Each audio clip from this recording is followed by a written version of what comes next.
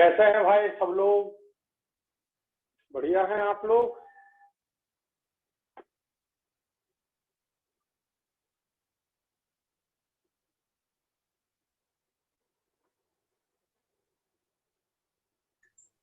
Yes sir. Good morning sir. Good morning. सब लोग कैसे हैं? बढ़िया सर। बढ़िया है। बढ़िया है सर। अच्छे हैं।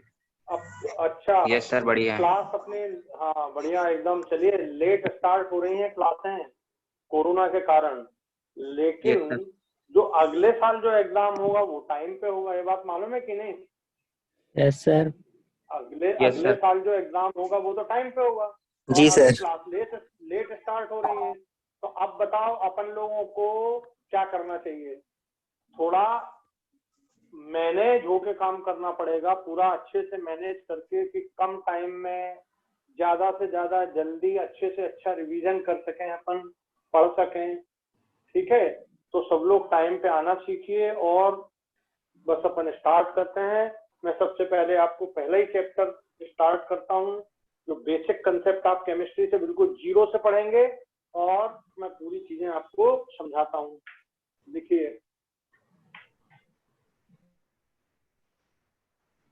हमारा जो चैप्टर है basic concept of chemistry, Hindi में क्या बोलते हैं बेसिक कंसेप्ट ऑफ केमिस्ट्री को? मूल अवधारणा है। मूल अवधारणा है। देख लेता हूँ, मैं वही लिख दूंगा यहाँ पर तो अच्छा रहेगा तुम लोग को देखने में। रसायन विज्ञान की कुछ मूल अवधारणाएं है ना, रसायन विज्ञान की कुछ मूल अवधारणाएं।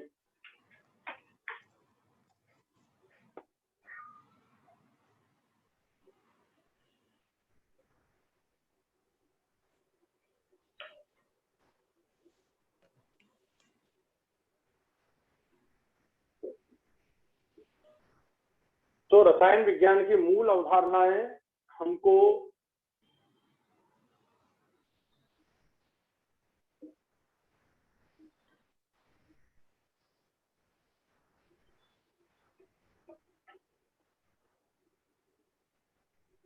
ये चैप्टर स्टार्ट करना है और काफी बेसिक चैप्टर है, काफी ज्यादा इम्पोर्टेंट है। थोड़ा सा पढ़ने में मतलब टफ लगता है पर इंटरेस्टिंग है। और मालूम है, बिना इस चैप्टर के तो हम कोई दूसरा स्टार्ट कर ही नहीं सकते, क्योंकि बेसिक है ये। जब हमें मोल और वो ही नहीं मालूम रहेंगे तो हम दूसरे चैप्टर को पढ़ कैसे सकते हैं?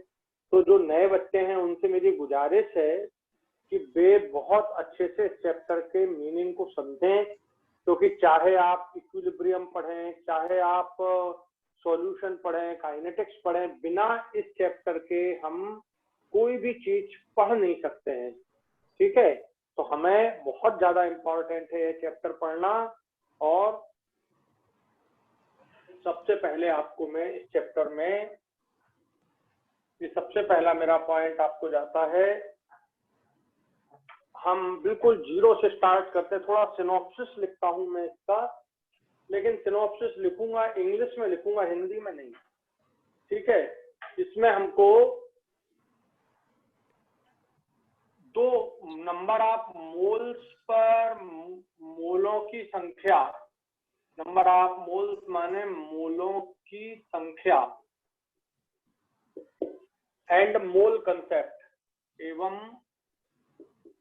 एवं मोल अवधारणा, मोल अवधारणा,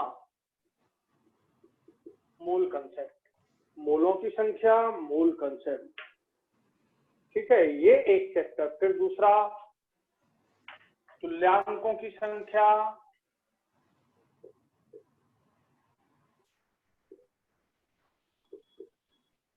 तुल्यांकों की संख्या एवं तुल्यांक अवधारणा।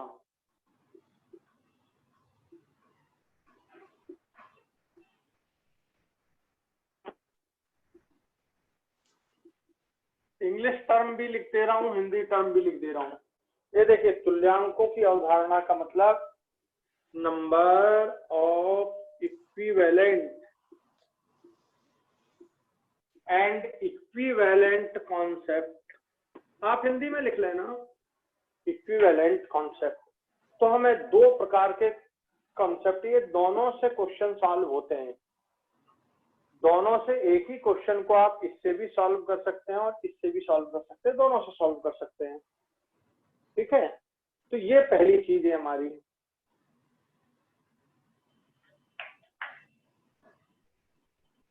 दूसरा, रासायनिक संयोग के नियम।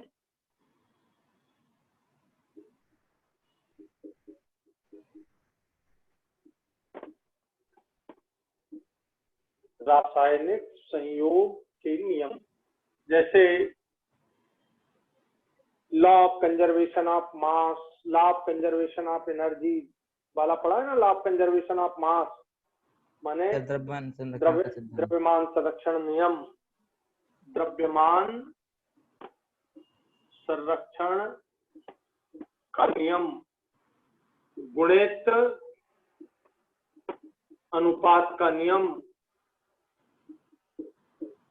गुणित अनुपात का नियम,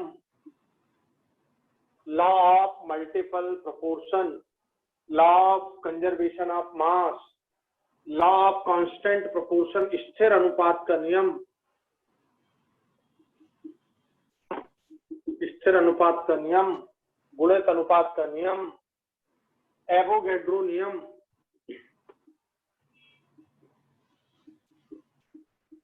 एवोगैड्रो का नियम, गेलुजेक का आयतन संबंधी नियम,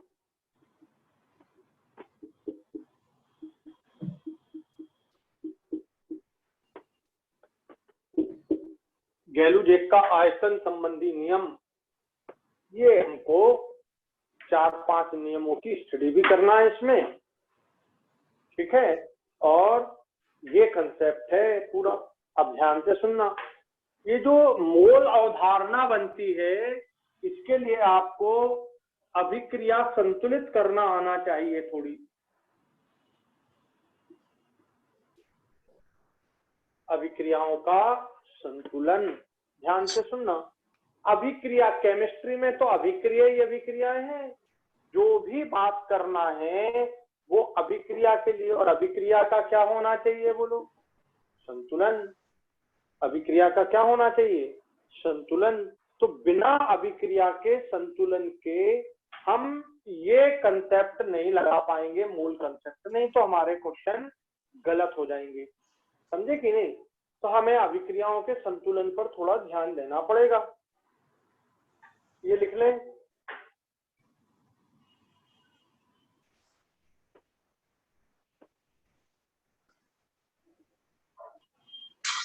और तीसरी बात,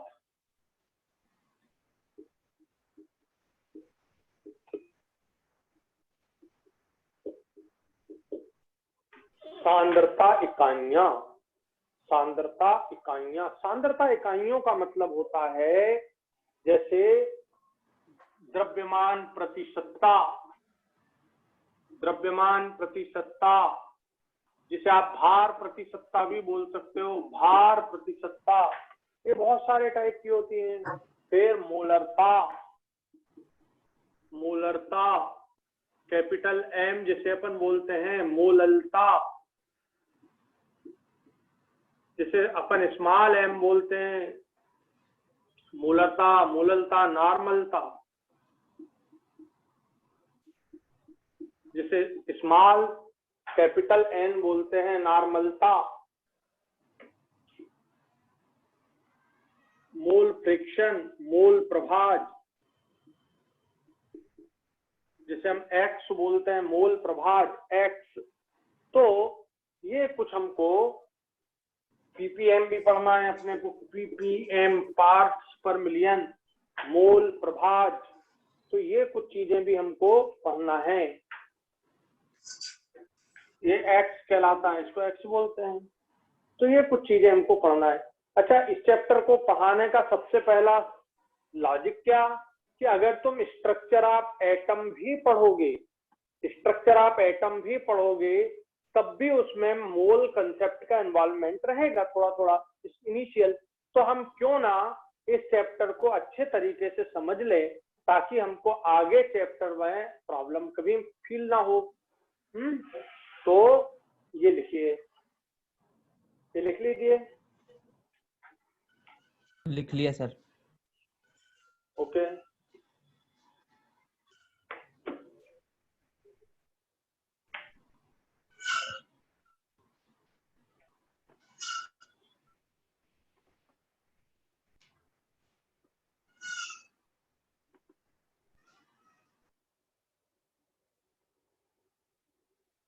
सर आपने मॉल प्रभाज के आगे क्रॉस साइन क्यों लगाया? क्या बेटा? आपने मॉल प्रभाज के आगे क्रॉस साइन मतलब एक्स है वो? नहीं, ये जैसे नॉर्मलता को हम एन से, तो मूल प्रभात को हम एस, ये रिप्रेजेंटेशन है उसका। Okay symbol sir. है एक्स एन एम एम, ये सिंबल। Yes sir. ये लिख लिया सब लोगों ने? Yes sir. और सब लोग ऐसी जगह बैठेंगे जहां किसी प्रकार का कोई डिस्टरबेंस ना हो, किसी भी प्रकार का कोई डिस्टरबेंस ना हो, और लिखते जाएंगे। लिखने में किसी भी प्रकार की कोई कंजूसी नहीं करेगा।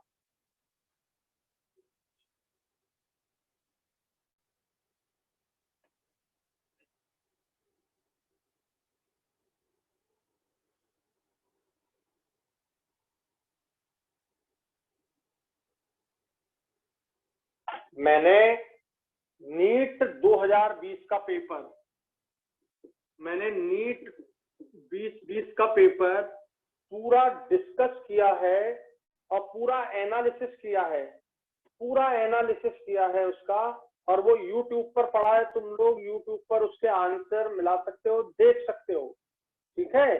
और ध्यान रखना कि तुमने जो क्वेश्चन सॉल्व किया है उसमें कहां पर मिस्टेक हुई है। मैंने उसमें इस तरह से एनालिसिस किया है कि आप मिस्टेक को भी जान सकते हो कि अरे हमारी यहाँ पर मिस्टेक हो गई।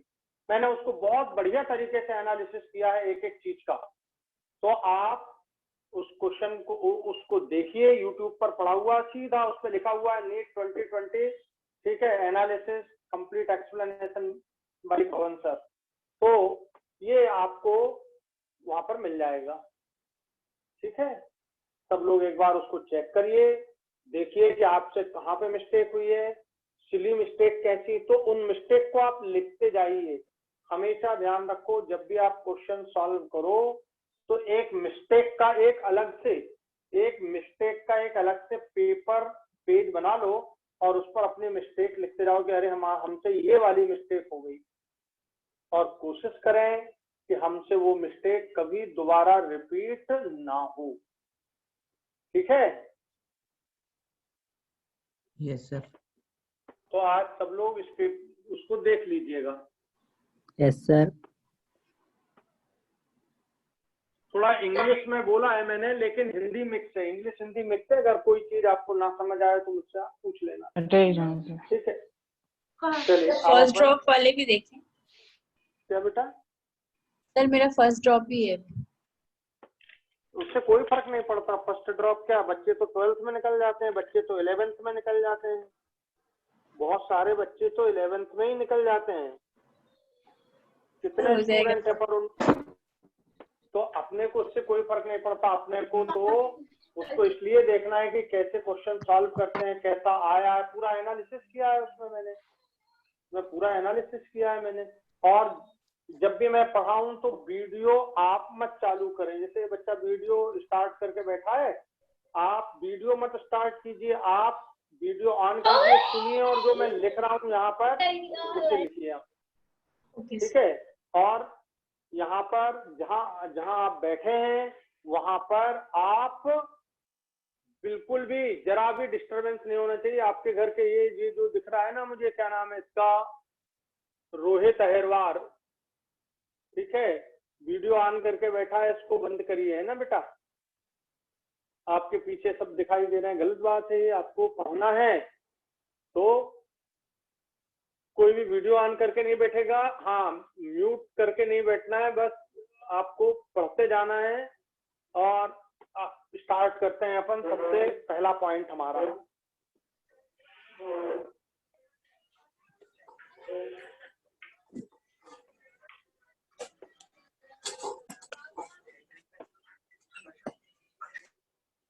एवोगैड्रो संख्या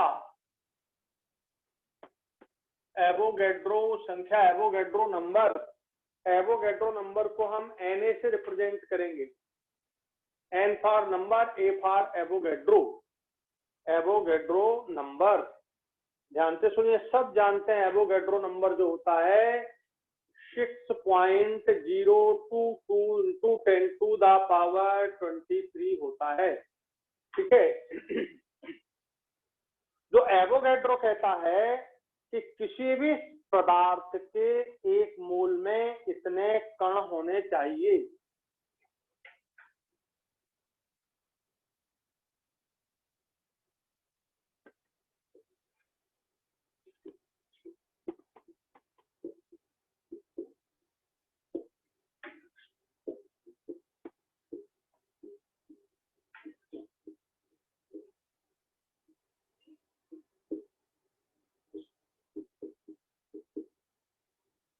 किसी भी पदार्थ के, अच्छे से सुनिए, किसी भी पदार्थ के एक मोल में, किसी भी पदार्थ के एक मोल में 6.022 into 10⁻23 कण होते हैं।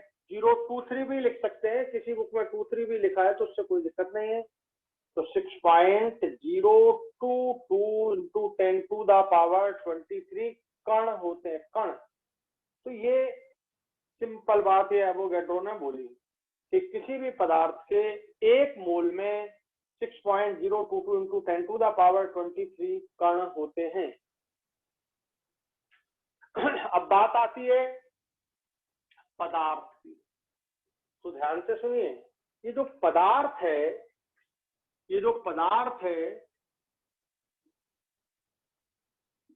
ये दो प्रकार से हो सकता है। एक अणुओं से निर्मित,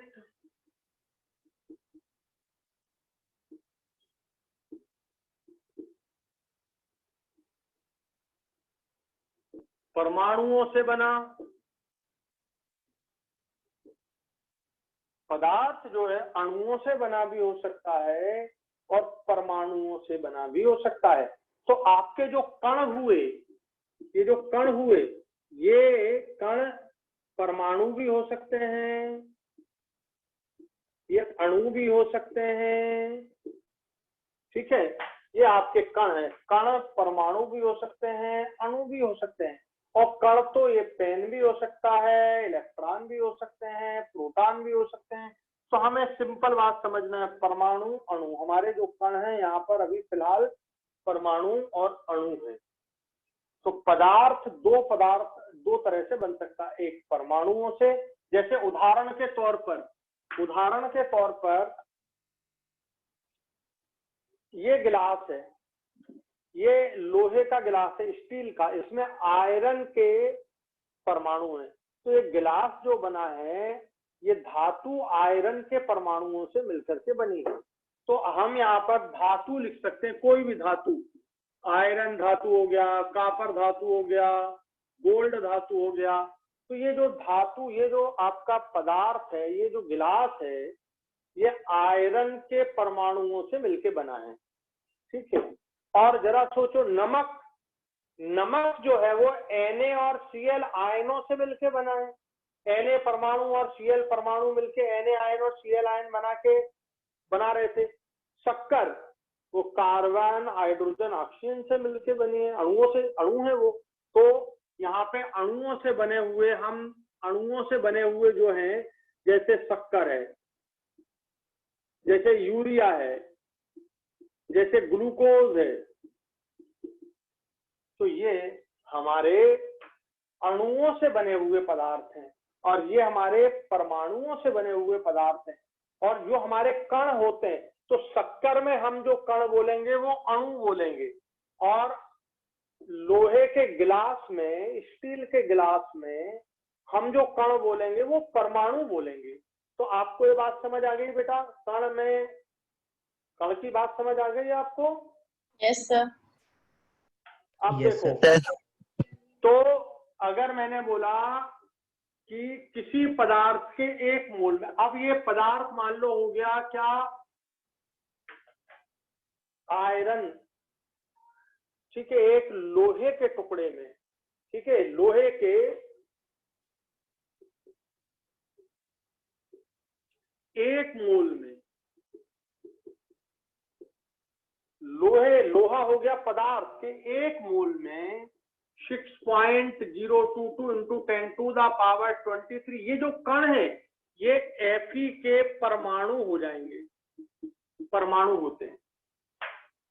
बात समझ आ गई आपको? बात समझ आ गई आपको? तो लोहे के अगर आपने 1 मोल लिए तो उसमें 6.022 इंटू 10⁻23 लोहे के माने आयरन के परमाणु होंगे, Fe एटम होंगे। समझ आ गया बेटा ये? और जैसे मैंने लिया दूसरा पदार्थ, जैसे मैंने ले लिया शक्कर, मैंने तुमसे बोला 1 मोल शक्कर खा लो, तो शक्कर के 1 मोल में 6.022 इंटू 10⁻23 शक्कर के अणु, शक्कर माने C12H22O11, ये सब जानते हैं शक्कर का फार्मूला होता है। ये शक्कर के अणु होते हैं, ये अणु होते हैं, शक्कर के अणु होते हैं, इतने अणु होंगे। तो अणु भी उतने ही हैं, परमाणु भी उतने ही हैं। मैंने ऑक्सीजन इनहेल की, अगर मैंने 1 मोल ऑक्सीजन ग्रहण कर ली तो मैं क्या बोलूंगा? ऑक्सीजन माने O2 होता है कि 1 मोल में 6.022 इंटू 10⁻23 O2 अणु होंगे। बोलो समझ आ गया बेटा? अगर 1 मोल में इतने हैं तो 10 मोल में 10 का गुणा कर देना, 20 मोल में 20 का गुणा कर देना, 100 मोल में 100 का गुणा कर देना। समझ आया आपको कि नहीं ये छोटी सी बात? तो लिखिए जल्दी से।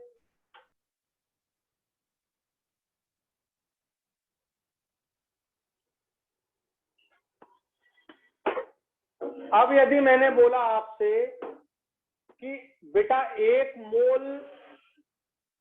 मोल पेन ले आओ, कितने पेन लाना है? 1 मोल पेन ले आओ, तो कितने कण, पेन के कितने कण चाहिए आपको? 6.022 इंटू 10⁻23 पेन, इतने पेन लाने पड़ेंगे तो 1 मोल पेन हो जाएंगे। समझ आ गया आपको? समझ आ गया आपको?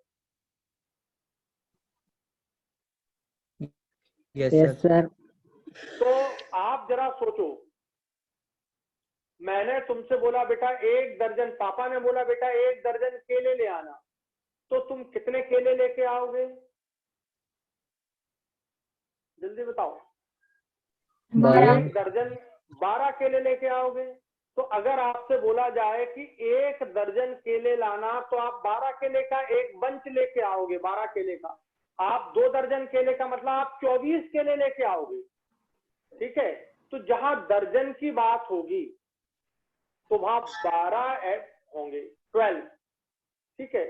बात समझ आई आपको? और जहां आपसे बोला किसी ने कि सचिन तेंदुलकर ने 1 सेंचुरी मार दी इस वाले मैच में, 1 सेंचुरी मार दी, बताओ कितने रन मार दिए? जल्दी बताओ। 100। तो जहां सेंचुरी की बात हुई तो 100 माने, अगर मान लो मैं बोलूं कि आपको 2 सेंचुरी की हिस्ट्री पढ़ना है, तो मतलब कितने साल की हिस्ट्री पढ़ना है आपको? 200 साल की हिस्ट्री पढ़ना है। बात समझ आ गई? तो सेंचुरी का मतलब 100, तो मोल का मतलब, किसी भी चीज में मोल का मतलब क्या हो जाएगा? 6.022 इंटू 10⁻23 कण। वो कण परमाणु हो सकते हैं, वो कण अणु हो सकते हैं, वो कण पेन हो सकते हैं, वो कण हाथी हो सकते हैं। हाथी, अगर आपसे बोले कि 1 मोल हाथी अगर है तो कितने हाथी होना चाहिए? 1 दर्जन हाथी हैं, 1 दर्जन हाथी तो कितने हाथी? 12 हाथी। 1 मोल हाथी, इसका मतलब कितने? 6.022 तो बात समझ आ गई आपको? Yes sir. Yes sir. तो इस तरह से हम लिख सकते हैं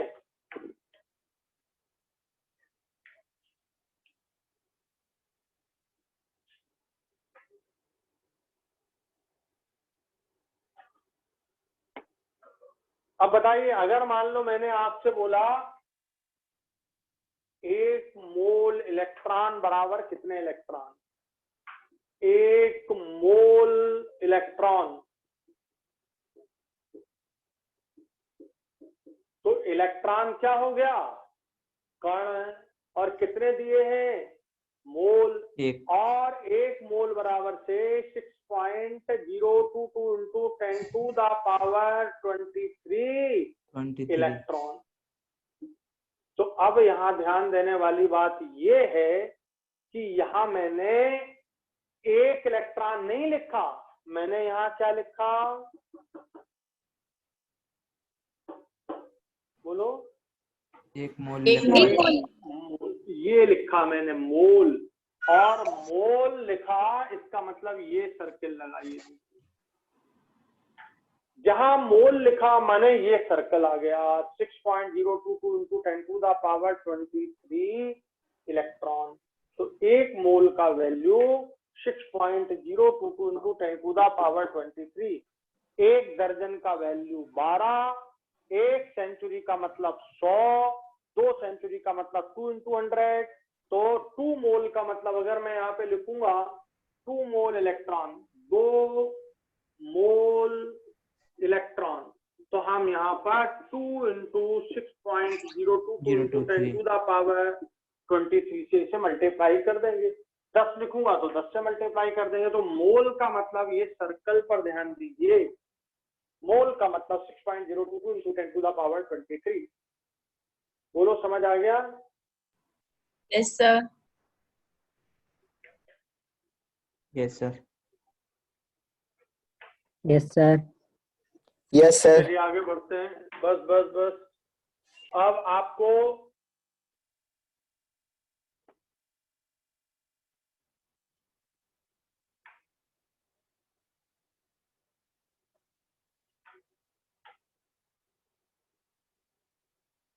तो बताइए, 1 मोल में इतना, तो 10 में 10 का मल्टीप्लाई कर दिया, 2 हो तो 2 का मल्टीप्लाई कर दिया, माने मोलों की संख्या बराबर से, मोलों की संख्या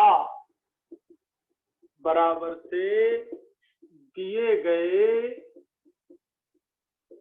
कणों की संख्या, दिए गए कणों की संख्या बटे एवोगैड्रो नंबर। देखो, कुछ बुक में 22 लिखा, कुछ में 23, इससे परेशान नहीं होना।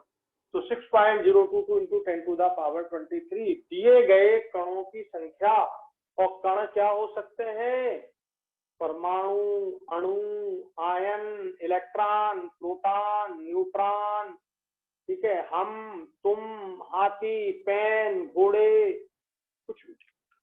तो ये आपको पॉइंट आपको समझ आ गया अच्छे से? Yes sir. तो यस ये सर। मोलों की संख्या इस तरह आप कैलकुलेट कर सकते हैं, किसी भी पदार्थ के मोलों की संख्या बराबर से ये।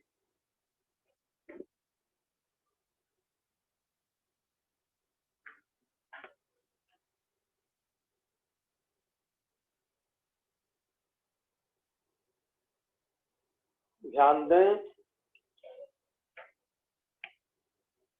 क्वेश्चन दिया जा रहा है कि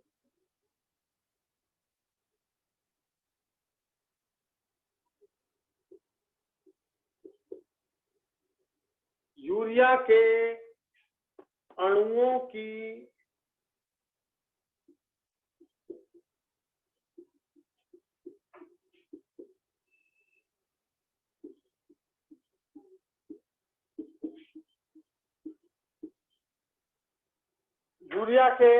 की संख्या 6.022 आपको आया है, इंटू 10 टू द पावर 20 दी हो, तो यूरिया के माने उसके मोलों की संख्या निकालिए, ये क्वेश्चन है। तो हमको कणों की, अणुओं मतलब कण, अणुओं मतलब कणों की संख्या, जो आपको मैंने बतलाया। कण का मतलब एटम, परमाणु, अणु, कुछ भी। तो आपको कितनी दी जा रही है कणों की संख्या? यहाँ पर वैल्यू रख दिया 6.022 इंटू 10⁻20 डिवाइडेड बाई 6.022 इंटू 10⁻23। आपका ये आ गया आंसर 10⁻³ मोल। 10⁻³ मोल, इतने मोल रहेंगे इसमें। बताओ समझ आ गया आपको ये? Yes sir. Yes sir.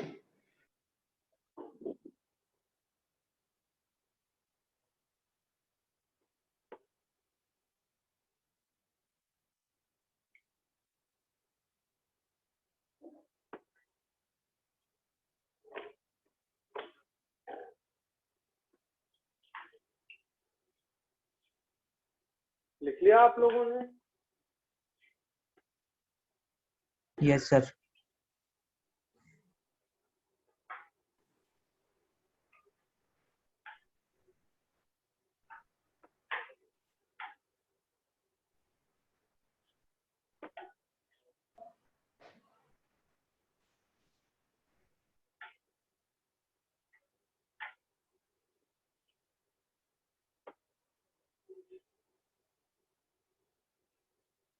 अब देखो, तो दिस इज वेरी सिंपल। ये मोलों की संख्या का पहला फार्मूला निकालने का तरीका मैंने आपको समझा दिया कि अगर आपको कणों की संख्या दी जाए तो किस तरह से आप मोलों की संख्या को निकालेंगे।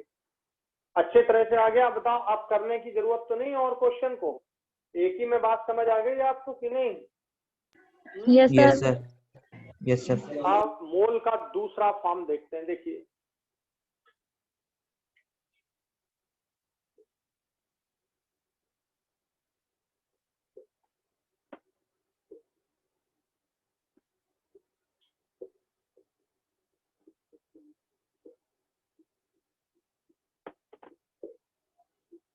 किसी पदार्थ के मोलों की संख्या बराबर से उस पदार्थ का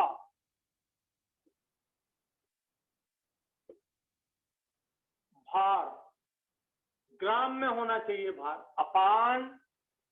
अब देखो, फिर पदार्थ पर विचार करते हैं। ये जो पदार्थ है ये आपका दो प्रकार का, यदि अणुओं से बना है, यदि अणुओं से बना और परमाणुओं से बना,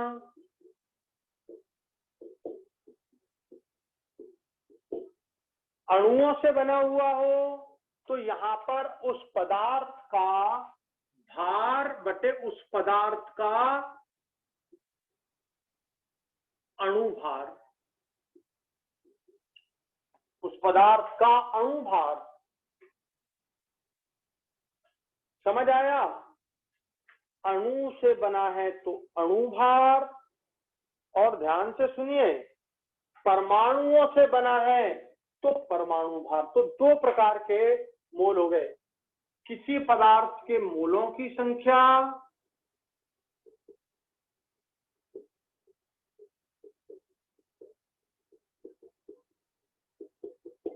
बराबर से उस पदार्थ का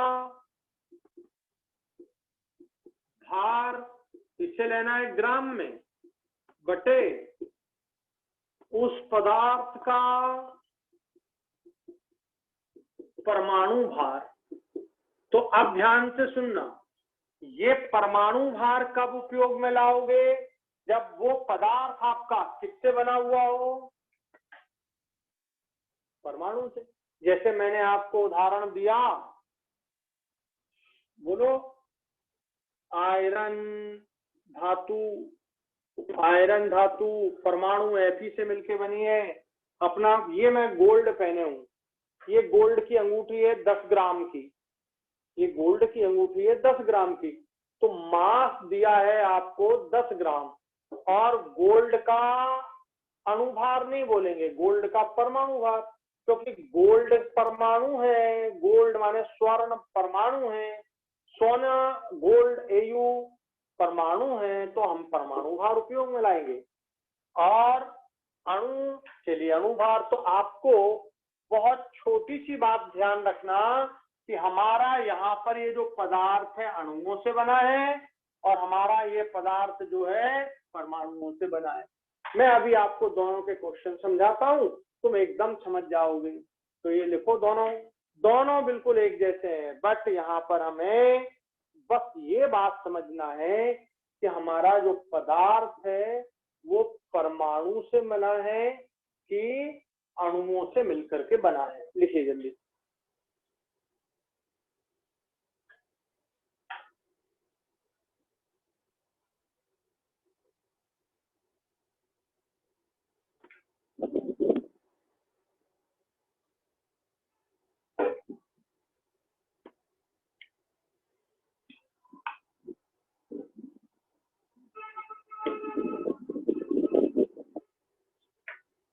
बोलो, बात समझ आई तुम लोग को कि नहीं यहाँ पर?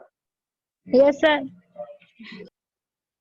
तो यस सर, आ गई। बिल्कुल बिल्कुल डरने की जरूरत नहीं, इसलिए मैंने हर बार यूज किया पदार्थ पदार्थ पदार्थ पदार्थ, और आपको समझना है कि वो किससे बना हुआ है।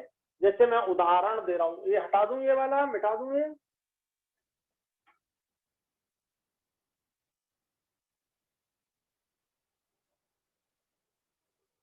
मेरा प्रश्न है,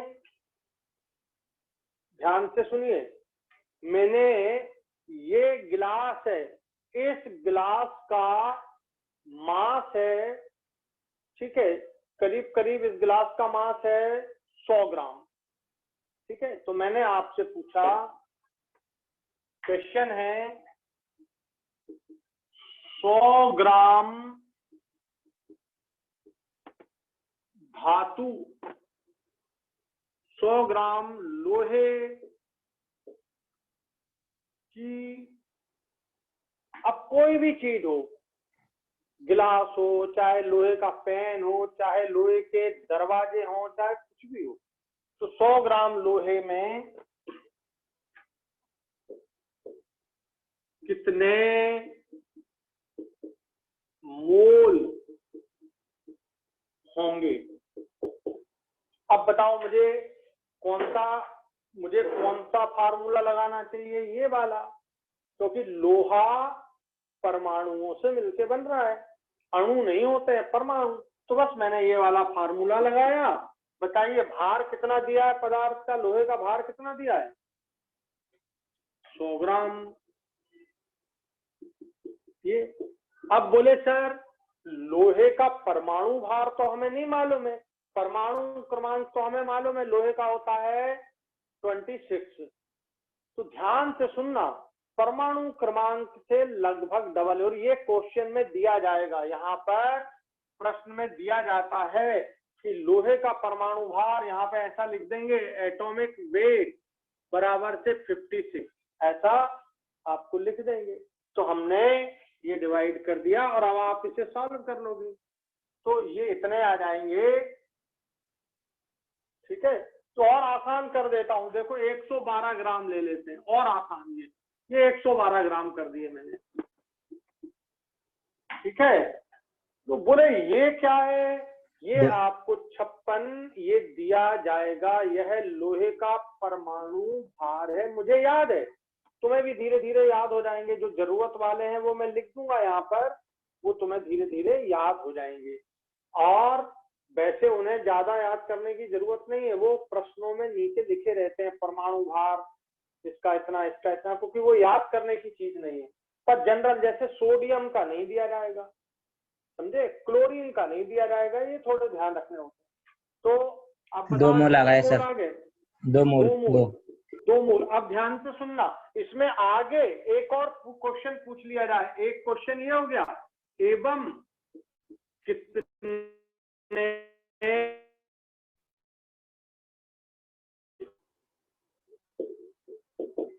अब बताओ मोल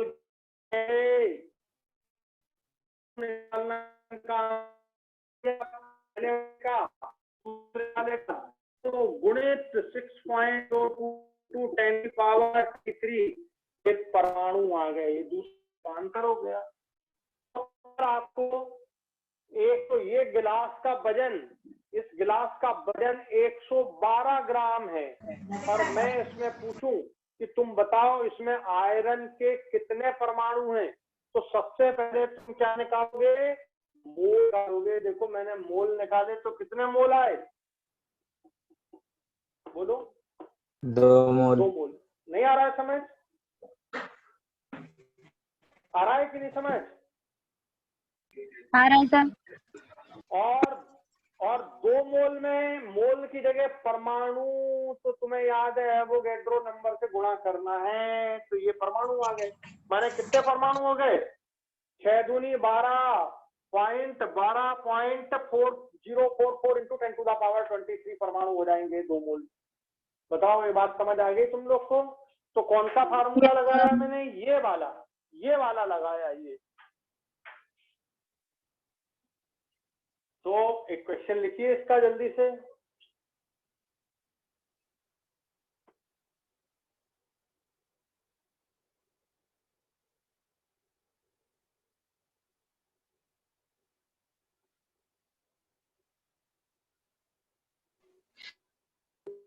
Yes, sir. हो गया बेटा? चलो Yes, तो एक sir.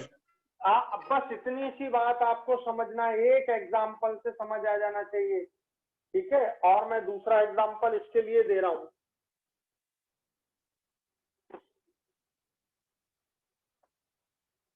देखो अपन ने एक फुग्गा लिया, बलून, और भरना शुरू किया, और कार्बन अपन मुंह से क्या निकाल रहे हैं? Carbon dioxide. मैंने उस बलून में कार्बन डाइऑक्साइड का भरते गया और बलून अच्छा इतना बड़ा हो गया, ठीक है? मैंने क्वेश्चन दिया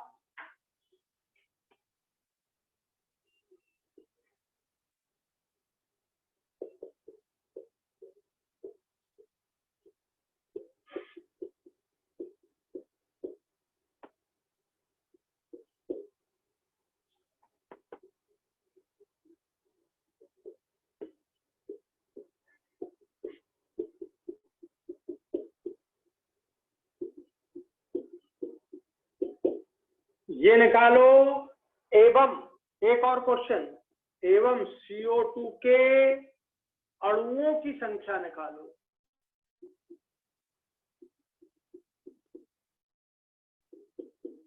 ये 2 क्वेश्चन आपको दिए जा रहे हैं।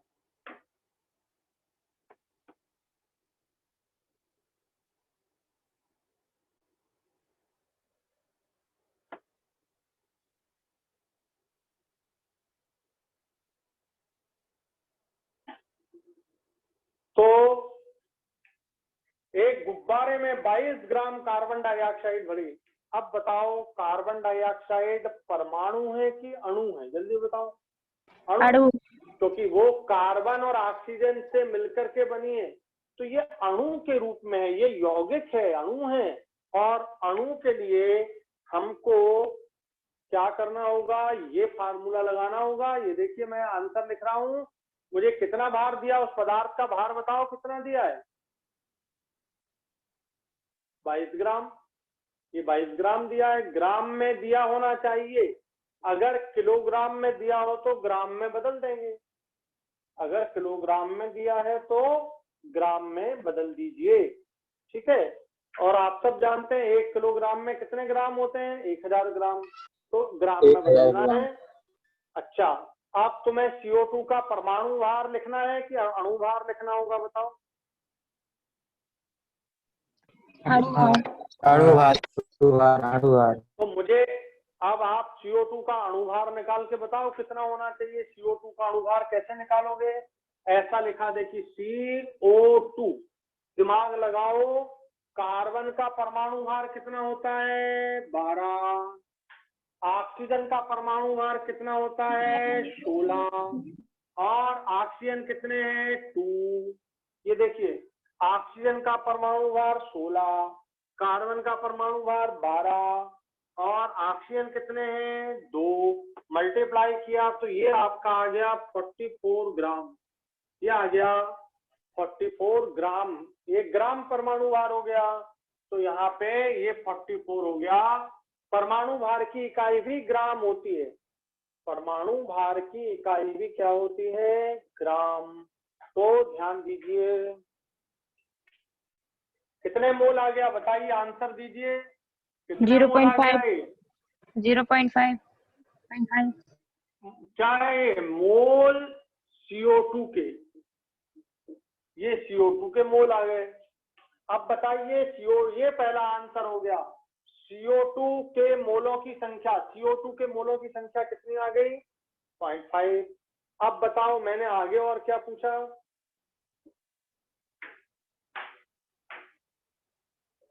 अणुओं की संख्या बताइए 0.5 में मोल गुणा करिए 6.022 into 10 to the power 23। 10 अब बताइए क्या मिल गए तुम्हें ये दूसरे प्रश्न का, ये दूसरे प्रश्न का उत्तर, ये पहले प्रश्न का उत्तर, ये दोनों प्रश्नों के उत्तर तुम्हारे सामने आ गए। आ गया बेटा समझ में? Yes, sir. Yes, sir. तो अणुओं की संख्या भी आ गई ये, और ये आ गई मोलों की संख्या, और आपको दिए गए थे यहाँ पर ग्राम, ये ग्राम दिए गए थे आपको।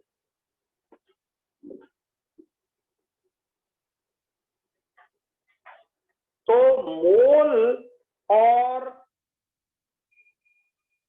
अणुओं की संख्या में अंतर समझ आया तुम्हें? यहाँ पे CO2 के क्या है मोल, और यहाँ पे CO2 के अणु है, ये अणु, ये CO2 के अणु और ये CO2 के मोल। तो दोनों का अंतर आपको क्लियर हो गया कि नहीं हुआ बताइए? Yes, sir. यस सर होगा। यस सर हो गया। तो अब इसको क्लीन कर दूं?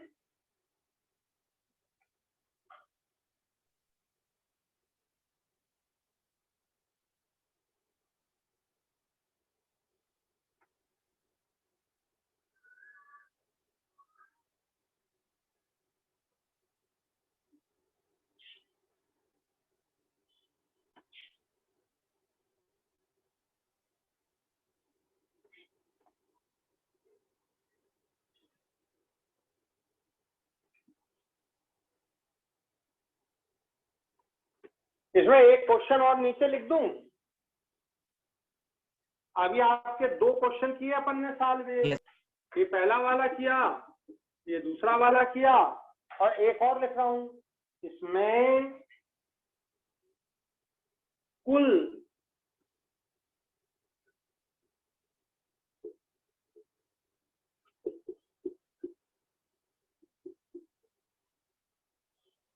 परमाणुओं की संख्या निकालिए, कुल परमाणुओं की संख्या। तो दिमाग लगाना बेटा, ये दिमाग लगाना। ये इस पेन में हमें 2 परमाणु दिख रहे हैं, एक ये खोला मैंने, एक ये दिखा, एक ये दिखा। अगर मैं आपसे पूछूं एक पेन में कितने परमाणु दिख रहे हैं, तो आंसर दोगे? बोले सर एक ही। अगर मान लो ये पेन इस तरह का हो, जरा सोचो, ये इस तरह का पेन हो, और मैंने तुमसे पूछा इसमें कितने परमाणु दिख रहे हैं, तो तुमने ट्राई किया, बोले यार एक ही हो गया। बिल्कुल ऐसे ही इस तरफ एक ही हो गया। इसका मतलब 2 ये हैं और 2 ये दिख रहे हैं हमको, और एक हमको ये दिख रहा है। ये 2 दिख रहे हैं और एक हमको ये दिख रहा है। टोटल कितने हो गए बताओ? 3। तो कार्बन डाइऑक्साइड की भी कुछ ऐसी ही व्यवस्था है। देखिए अब मैं तीसरा ये वाला क्वेश्चन सॉल्व कर रहा हूं।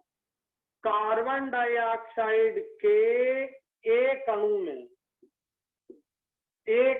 में 3 परमाणु हैं, है कि नहीं? 3 परमाणु, एक कार्बन है, 2 ऑक्सीजन है। टोटल परमाणु बेटा कितने हो गए जल्दी बताओ? 3 परमाणु है। और हमारे पास कार्बन डाइऑक्साइड के अणु देखो कितने हैं, इतने अणु हैं। ये पाए इसमें मल्टीप्लाई कर देना तो कार्बन डाइऑक्साइड के अणुओं की संख्या इतनी है मेरे पास, और एक अणु में कितने परमाणु हैं बताओ? इतने। समझ आ गया आपको?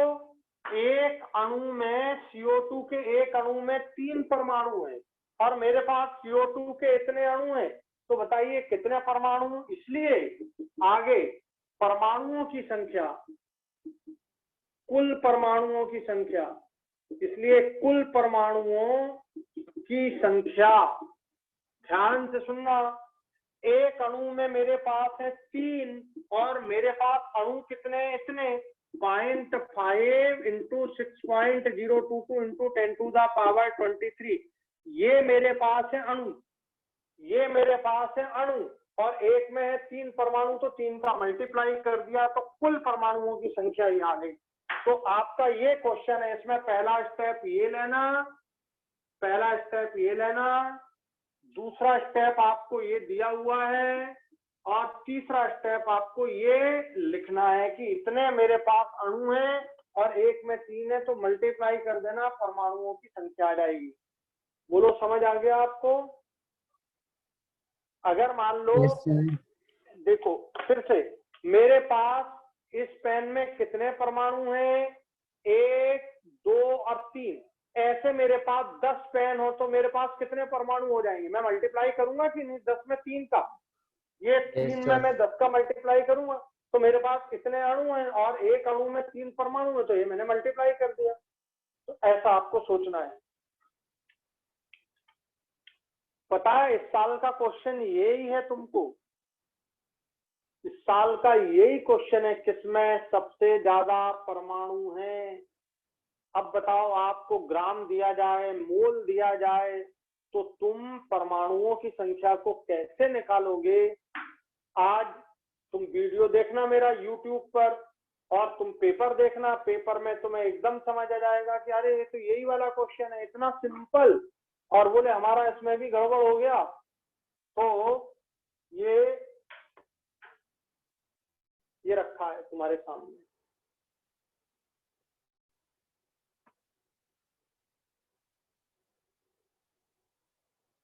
Yes, sir. हो गया? समझ आ गया तुम लोग को? Yes, sir. तो अब आप अणु, परमाणु और आयन में अंतर समझना।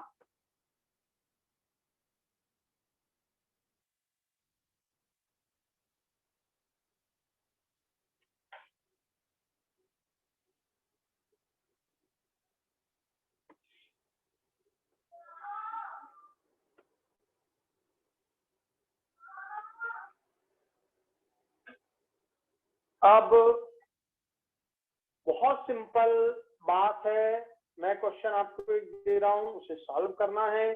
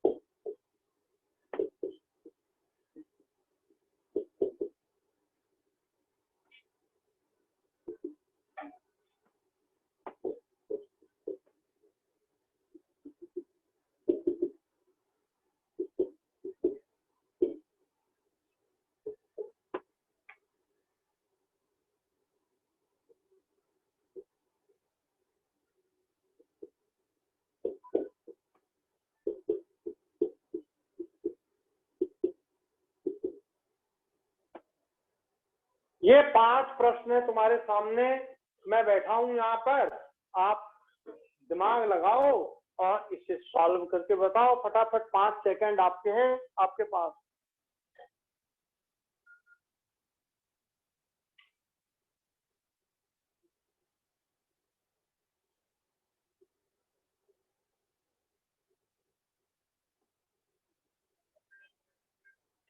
मैं लिख देता हूं, Na का परमाणु भार होता है, परमाणु भार लिख देता हूं, Na का परमाणु भार होता है 23 और Cl का परमाणु भार होता है 35.5।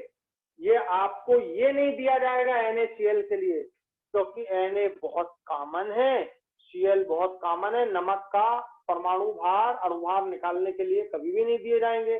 बताइए, दोनों का सम कर दीजिए, कितना आ गया?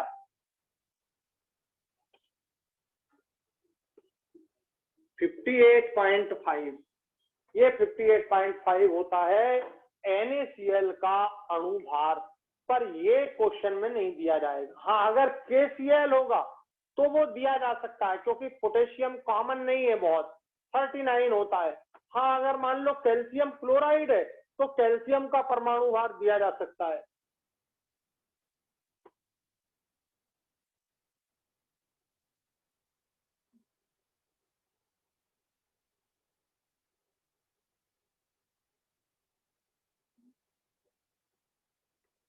तो सबसे पहले आपको इसे सॉल्व करना है। बताइए, मोलों की संख्या बराबर से होता है भार बटे अणुभार। तो भार आपको दिया है 5.85 ग्राम और अणुभार होता है 58.5। बताइए कितना मोल आ गया? 0.1 मोल ऑफ NaCl। ये NaCl का आपको 0.1 मोल आ गया। अब बताइए NaCl अणुओं की संख्या निकालना इनकी, तो 0.1 में आप ये जो मोल दिया है उसमें मल्टीप्लाई कर दो 6.022 इंटू 10 की पावर 23 का, तो ये आपका मिल जाएगा आपको, ठीक है, 0.6 यानी 22 हो जाएगा। ठीक है, कितना आ गया बताइए? 6.022 into 10 to the power 20 10 to the power 23 NaCl अणु, ये आपका आ गया। Yes sir. अब बताइए, ये देखिए ध्यान से, NaCl का ये एक अणु जिसमें Na एक दिख रहा है और Cl भी एक, तो बताइए एक में, ध्यान से, एक में ये एक पेन दिख रहा है, इसमें ढक्कन कितने? एक। ये NaCl का एक अणु दिख रहा है, एक अणु है ये, इसमें एक Na है और एक Cl है। तो बताइए इसमें इसका आंसर क्या होना चाहिए? इतना ही, 6.022 इंटू 10 टू द पावर 22 आयन, सोडियम आयन होंगे। ये ऐसा लिखा जाएगा। इसका answer 6.022 into 10 to the power 22 आयन। अब कुल आयन, तो एक Na आयन है और एक Cl आयन, तो कुल आयन कितने हो गए? 2। कुल आयन कितने हो गए? 2। तो ये इसका आंसर हो जाएगा आपका 2 into 6.022 into 10 to the power 22। ये कुल आयन हो जाएंगे। ये कुल आयन। तो ऐसा आपको क्वेश्चन सॉल्व करने की जरूरत है। अब बताइए, ये बात समझ आई कि नहीं तुम लोग को? Yes sir. Yes sir. Yes sir. Yes sir. इसको, इसका आंसर लिख लीजिए।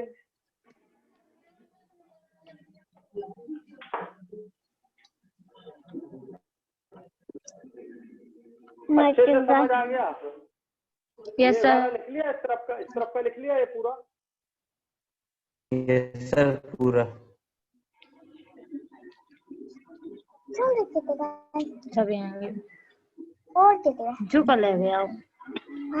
बेटा बात नहीं, आपके घर में आप क्लियरली बोल दीजिए कि बात नहीं होनी चाहिए हमसे।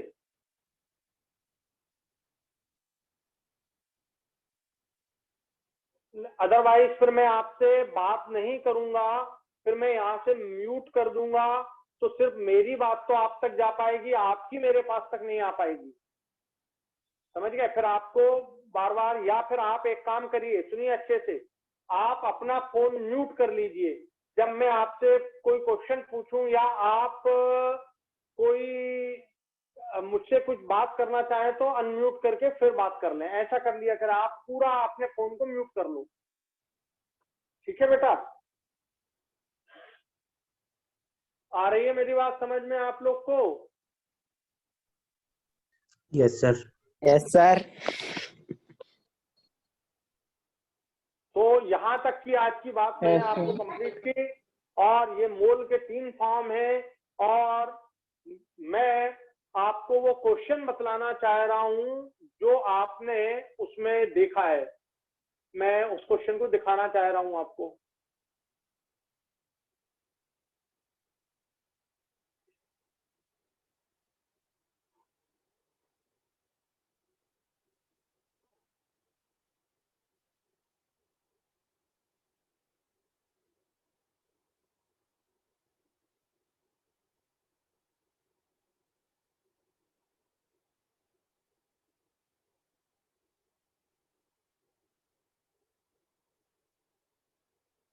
आप भी देखते चलिएगा।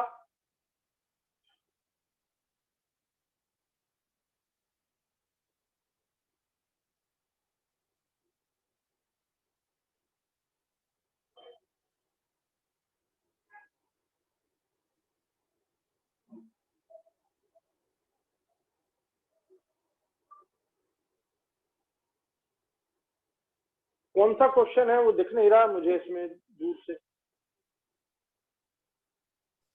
123। 123 है। ये देखिए, which one of the following has maximum number of atoms. अब आप इसको, बहुत सिंपल है, ये देखिए, ये एटम दिया हुआ है सिल्वर, मैग्नीशियम भी एटम है, लेकिन ऑक्सीजन O2 मॉलिक्यूल है। तो मॉलिक्यूल में कितने एटम है ऑक्सीजन के? 2। तो आप इसको पहले ऑक्सीजन के मोल निकालिए, और एटम निकालने के लिए उसे 2 से मल्टीप्लाई कर दीजिए, तो आपको ऑक्सीजन के एटम मिल जाएंगे दुगने, और आपका आंसर आप निकाल सकते हैं। इस क्वेश्चन को 123 को आप सॉल्व करना, आपके पास पेपर होगा। तो बहुत सिंपल था। अब बताओ, इतने सिंपल पेपर का, इतना सिंपल पेपर है, इतना सिंपल पेपर आया है इस बार का पेपर जो है ना, आज तक जितने पेपर आए हैं 2020 तक, उनमें सबसे सिंपल पेपर इस साल का है। समझे बेटा? तो अब मैं रखता हूं, आज की क्लास यहीं पे अपन फिनिश करते हैं। अगली क्लास में मैं मोल के एक्सप्लेनेशन और समझाऊंगा आपको, और समझाऊंगा मोल की बातों को। आज मैं आपसे सबसे पूछना चाह रहा हूं कि क्या आप लोगों को कोई असुविधा तो नहीं हुई? आप लोगों को समझने में असुविधा तो नहीं हुई? No sir. नहीं सर। No sir. मतलब दिखने में पूरा क्लियर दिख रहा है? Yes sir. Yes sir.